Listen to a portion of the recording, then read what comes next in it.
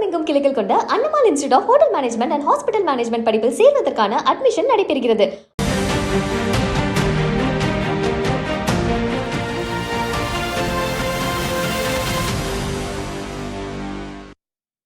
மதுரையில் முதலமைச்சர் மு.க. ஸ்டாலின் ரோட் ஷோவில் ஈடுபட்டிருக்கிறார். அந்த காட்சிகளை தற்போது பார்க்கலாம்.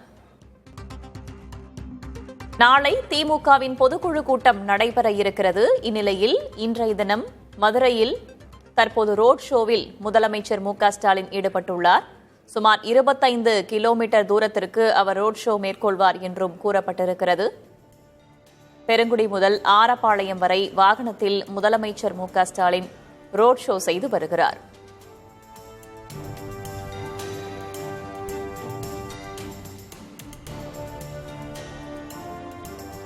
பொதுமக்களிடம் மனுக்களை பெற்றவாறு முதலமைச்சர் மு.க. ஸ்டாலின் ரோட் ஷோ செய்து வரும் காட்சிகளை நாம் பார்க்க இருக்கிறோம்.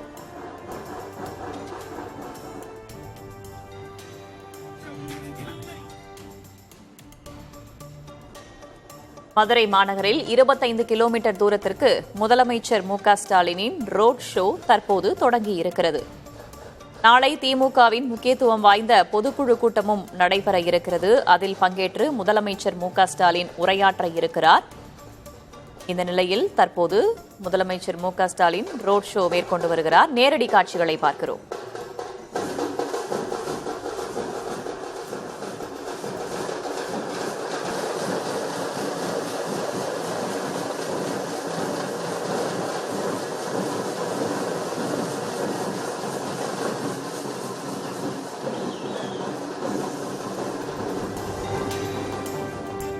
தமிழகத்தில் சட்டப்பேரவைத் தேர்தல் நெருங்கி வரும் நிலையில் ஆளுங்கட்சியான திமுக மதுரையில் நாளை கட்சியின் பொதுக்குழு கூட்டத்தையும் நடத்த இருக்கிறது. திமுக தலைவரும் முதலமைச்சருமான மு.க. ஸ்டாலின் தலைமையில் நாளை பொதுக்குழு கூட்டம் நடைபெற இருக்கும் நிலையில் இன்று சுமார் 25 கிலோமீட்டருக்கு சாலையில் வலம் வந்து கொண்டிருக்கிறார் முதலமைச்சர் மு.க. ஸ்டாலின்.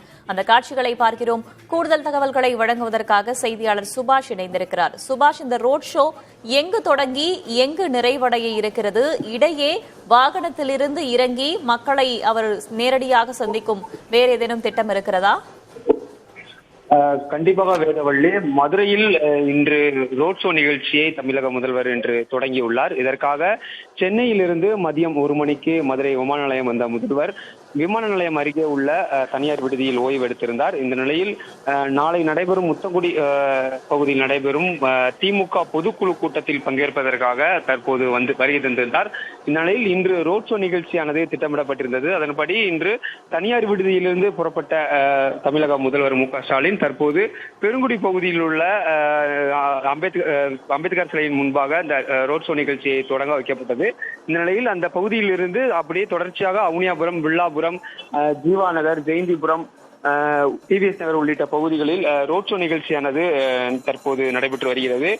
இந்த பகுதியில் ஜெயந்திபுரத்தில் உள்ள இந்த வீரகாளியம்மன் கோயில் பகுதியில் 50 லட்சம் மதிப்பீட்டில் நிழற்குடையானது அமைக்கப்பட்டுள்ளது. அதனை திறந்து வைப்பதற்காக இறங்கி பொதுமக்களை சந்தித்து அந்த பகுதியில் திறந்து வைக்கப்பட்டுள்ளார்.